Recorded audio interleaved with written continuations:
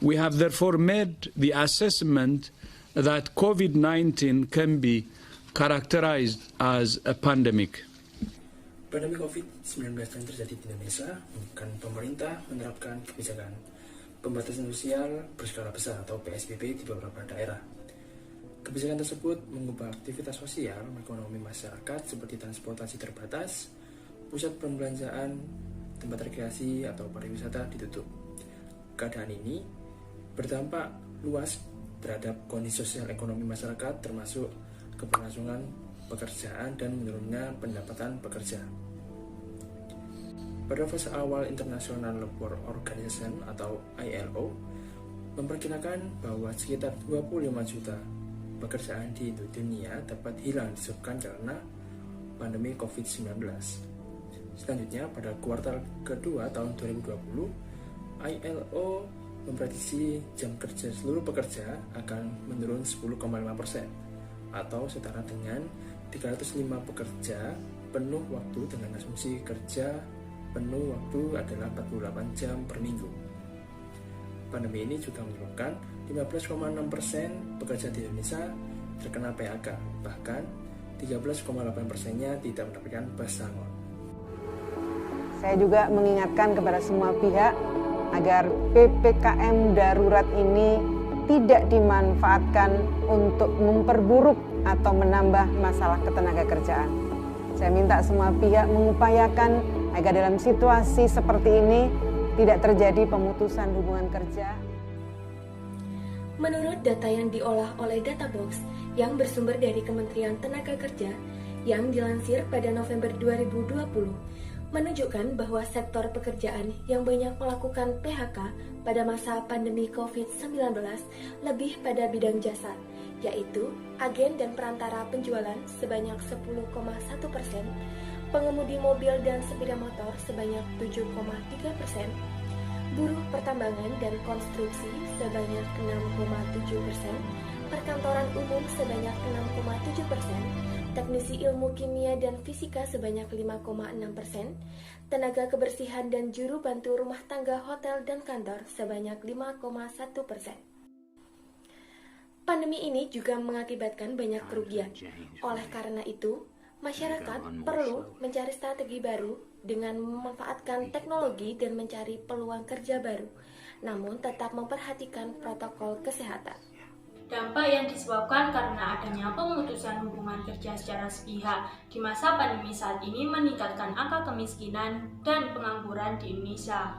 Bapak Presiden Jokowi mengakui bahwa meningkatnya angka pengangguran di Indonesia saat ini masih menjadi PR yang belum diselesaikan oleh pemerintah. Tingginya angka pengangguran ini disebabkan PHK di masa pandemi COVID-19. Kita harus bergerak cepat karena masih banyak pekerjaan rumah yang belum kita selesaikan. Kita akan dihadapkan pada besarnya jumlah pengangguran akibat PHK di masa pandemi. Selain berdampak pada bertambahnya jumlah kemiskinan dan pengangguran yang ada di Indonesia, kasus pemutusan hubungan kerja atau PHK juga memiliki dampak dalam diri individu yang mengalaminya seperti dampak psikologis. Adanya ketidakpastian mental pekerja menghadapi kondisi pra hingga pasca pelaksanaan PHK, dan juga individu yang mengalami PHK secara sepihak juga mengalami stres, sedih, hingga berkurangnya percaya diri dan juga pergeseran peran dan tanggung jawab.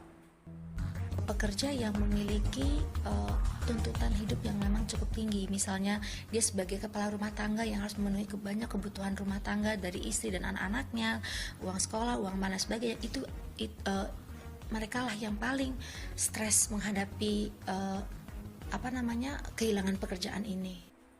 Dilansir dari Kementerian Pariwisata dan Ekonomi Kreatif bahwa ekonomi kreatif menjadi garda terdepan dalam pemulihan ekonomi nasional pasca terburuk akibat pandemi COVID-19.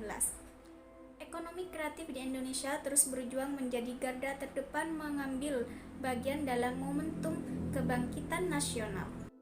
Upaya ini dilakukan dengan mengadakan sejumlah program unggulan guna mempercepat pemulihan sektor ekonomi kreatif. Sejauh ini telah banyak program yang dilakukan oleh Kemenparekraf atau Baparekraf untuk meningkatkan kualitas infrastruktur dan sumber daya manusia dalam sektor ekonomi kreatif. Salah satunya adalah meluncurkan program Beli Kreatif Lokal. Realisasi program Beli Kreatif Lokal sangat positif dan membawa dampak signifikan bagi banyak pelaku ekonomi kreatif. Program yang dijalankan sejak April 2020 ini telah berhasil menyerap 6.738 tenaga kerja, serta berhasil membangun kolaborasi dengan 6 e-commerce dan 2 jasa transportasi daring. Sebagaimana kita ketahui, di masa pandemi, perlu ada penyesuaian dan adaptasi kegiatan ekonomi masyarakat. Ekonomi kreatif adalah solusi yang inovatif dalam mensikapi pandemi dan mendorong percepatan pemulihan. Lalu bagaimana peran psikologi komunitas dalam mewujudkan ekonomi kreatif di Indonesia? Peran yang dapat dilakukan oleh psikologi komunitas dalam mewujudkan ekonomi kreatif di Indonesia ialah melalui pemberdayaan atau empowerment. Empowerment atau pemberdayaan itu sendiri ialah proses diremaja dan berkelanjutan yang berpusat pada komunitas lokal yang memiliki kebersamaan rasa hormat, refleksi kritis, kepedulian, dan partisipasi kelompok. Lalu, mengapa dengan empowerment?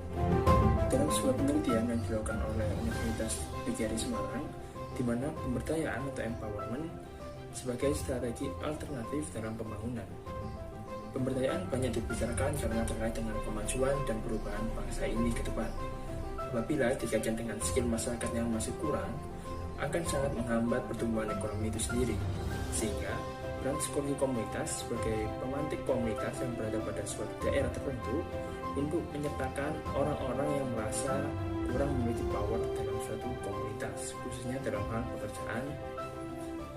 Orang-orang yang di PHK biasanya kurang mendapatkan atau suka mendapatkan pekerjaan lagi karena merasa bahwa mereka tidak memiliki skill lain kecuali skill saat bekerja di perusahaan terdahulu.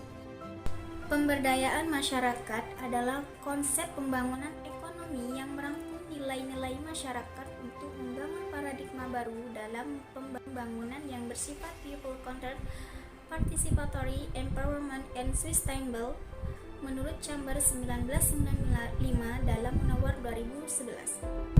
Dalam hal ini, peran psikologi komunitas adalah dengan empowerment membantu dalam menyelesaikan masalah para pekerja yang terdampak PHK, salah satunya dengan ekonomi kreatif, di mana ekonomi kreatif menjadi salah satu solusi maraknya pengangguran akibat PHK di tengah pandemi.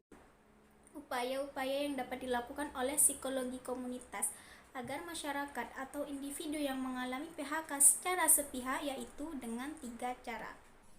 Cara yang pertama yaitu enabling.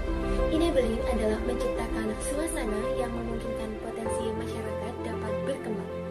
Seperti yang kita ketahui bahwa setiap individu memiliki potensi-potensi di dalam diri. Dan bisa jadi individu tersebut masih belum mengetahui potensi di dalam dirinya. Cara yang kedua yaitu protecting. Protecting adalah melindungi dan membela kepentingan masyarakat. Cara yang ketiga adalah empowering. Empowering yaitu memperkuat potensi yang dimiliki masyarakat melalui langkah-langkah nyata yang menyangkut penyediaan berbagai input dan pembukaan dalam berbagai peluang yang akan membuat masyarakat semakin berdaya.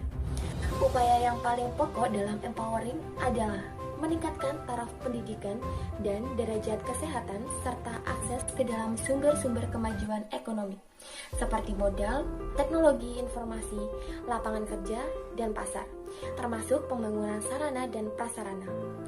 Ketiga cara tersebut dapat membantu masyarakat untuk menciptakan peluang kerja baru berdasarkan potensi yang dimilikinya, sehingga psikologi komunitas telah membantu terwujudnya ekonomi kreatif di Indonesia. Sebagaimana yang telah disampaikan oleh Valentin Siagian dan kawan-kawan dalam buku Ekonomi dan Bisnis Indonesia tahun 2020, ekonomi kreatif adalah proses penciptaan kegiatan produksi dan distribusi barang atau jasa yang dalam prosesnya membutuhkan kreativitas dan kemampuan intelektual. Ekonomi kreatif dapat membantu para korban-korban PHK untuk memperoleh pekerjaan baru yang di dalamnya menciptakan pekerjaan itu sendiri.